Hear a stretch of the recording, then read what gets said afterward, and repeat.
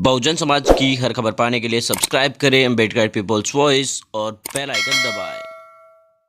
और फ्रेंड्स, मैं नूरतराम लोली आप देखना शुरू कर चुके हैं अम्बेडकर पीपल्स वॉइस। बिहार के अंदर विधानसभा के चुनाव होने वाले हैं कुछ दिनों बाद। किसी भी समय बिहार के अंदर विधानसभा के चुनाव हो सकते हैं, इसमें कोई दो राय नहीं है।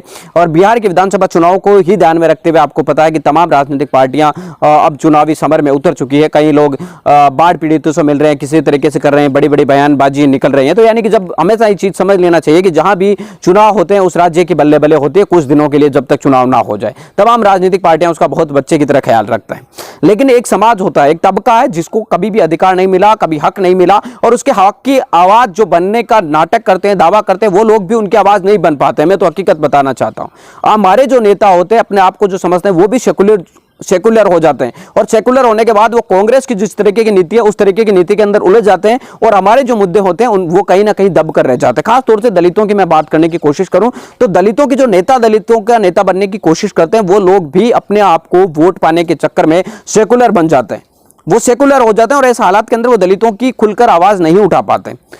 जब मुस्लिम हमारे पे अत्याचार करेगा या कोई और समाज हम पर अत्याचार करेंगे तो वो बिल्कुल नहीं बोलेंगे, लेकिन अगर किसी और पार्टी का या कोई और नेता करेगा तो वो बिल्कुल बोलेंगे। कांग्रेस का नेता हम पर अत्याचार करेगा वो नहीं बोलेंगे, लेकिन बीजेपी का करेगा तो वो बोलेंगे। यानी कि इस तरीके की हमारी जो सेकुलरिज्म की जो स्थिति है वो वोट के चक्कर में है। ऐसे हालातों के अंदर बिहार के अंदर विधानसभा के चुनाव है, और बिहार के अंदर आपको मैं बताने की कोशिश करूं तो दलितों की बहुत बड़ी आबादी है।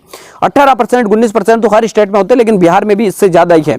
ऐसे हालातों के अंदर आपको मैं बताने की कोशिश करूं, इतनी बड़ी आबादी होने के बाद भी बिहार के अंदर जो दलितों के मुख्यमंत्री की बात है वो काफी कमजोर पड़ जाती है। यहां से ऐसा नहीं है कि बिहारों में बहुत सारे बड़े बड़े दलितों के नेता निकले, लेकिन जिस तरीके से दलितों के हाथ में सत्ता होनी चाहिए, पावर होनी चाहिए, वो नहीं मिल पाई। जिस तरीके से जीतन राम मांझी की आप ले लीजिए, जीतन राम मांझी को मुख्यमंत्री बनाया था नीतीश कुमार ने, लेकिन क्या हुआ? कुछ दिनों बाद जब लगा नीतीश कुमार के कि मांझी हमारे हाथ से निकल रही है, मांझी की डोर, तो उन्होंने आपको क्या सत्ता ही पलट दी, और नीतीश कुमार ने अपना जो पूरा सिस्टम है वो अपने हाथ में ले लिया।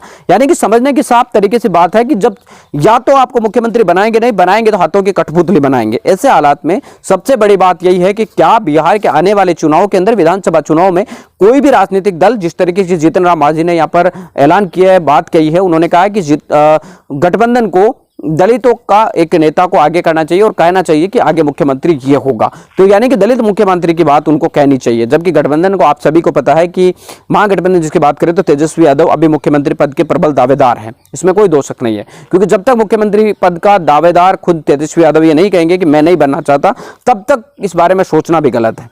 तो ऐसे हालातों के अंदर बिहार के अंदर बीजेपी की तो हम बात ही नहीं कर सकते, उनकी तरफ से तो नीतीश कुमार फाइनल है, उसमें वहां पर कोई छेड़छाड़ की कोई गुंजाइश में नजर नहीं आती। तो यानी कुल मिलाकर हम समझने की कोशिश करें तो बिहार के अंदर दलित मुख्यमंत्री बनेगा या नहीं बनेगा ये तो आगे समय आएगा, बताएगा। लेकिन समझने का साफ सिस्टम है कि दलितों के पास इतनी आबादी होने के बाद, मान्यवर साहब कांशीराम जी कहते थे कि हम वोट के आधार पर डीएम और पीएम बनाएंगे, सीएम और पीएम बनाएंगे, लेकिन आज हमारी स्थिति क्या है, क्या हालात है, ये आप सब लोग समझ सकते हैं। इसके पीछे का कारण यह है कि हमारे पास जन आधार तो है, यानी कि जन आधार यानी कि जनता का है, लेकिन हमारा खुद का स्टैंड नहीं है। यानी कि अब वोट हमारे पास बहुत ज्यादा है, लेकिन हमारा स्टैंड अप नहीं है कि हम किस तरफ हैं।